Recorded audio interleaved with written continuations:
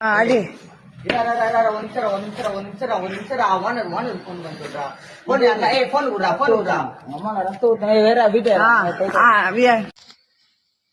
வேலைக்கு பொழப்புக்காக வந்தவங்க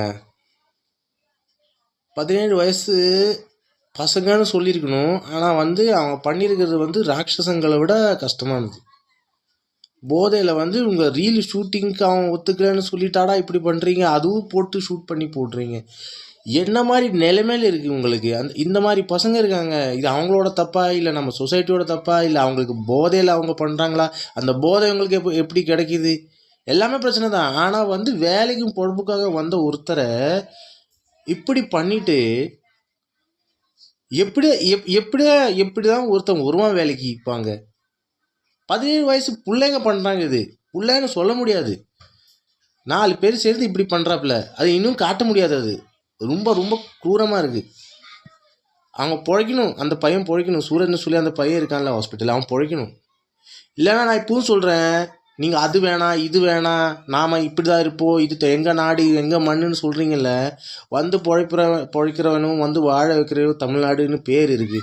ஆனால் அதே கூட இந்த மாதிரி தான் அது கெட்ட பேராக மாற்றிடும். நிறைய பேர் வெளியே இருக்காங்க, அதுவும் யோசிங்க.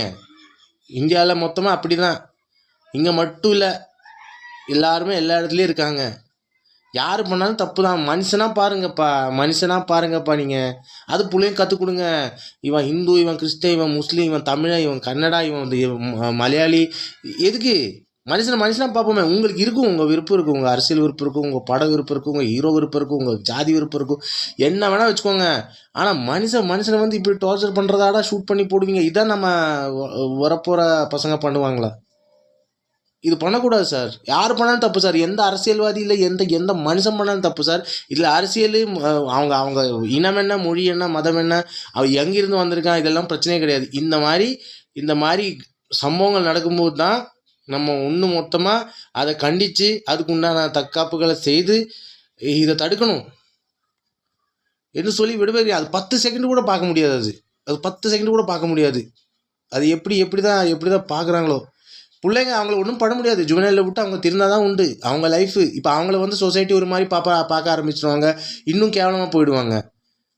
அவங்க எந்த போதையில் எந்த மாதிரி பண்ணாங்களோ அவங்களுக்கு என்ன, அதான் சொசைட்டி இப்போ நடக்கிறது. அதான்ப்பா எல்லாமே இதில் போட்டு அப்படியே வந்துடுறோம், அவ்வளோதான். என்ன வேணால் பண்ணலாம், எப்படி வேணால் இருக்கலாம். யாருக்கு வேணால் எந்த டைப்பில் வேணால் போதை கிடைக்குது. எப்படி தான் மனுஷனாக இருந்தால் சொல்லுங்கள். நன்றி, வணக்கம்.